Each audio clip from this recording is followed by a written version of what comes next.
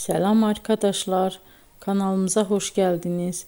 Bugün sizler için sevimli oyuncularımız Birce Akalay ve İbrahim Çelikkol'dan çok güzel kareler hazırladık.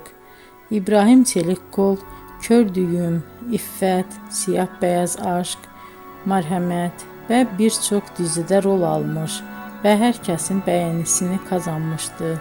Biz de sizler için onların en romantik videolarını derleyip topladık.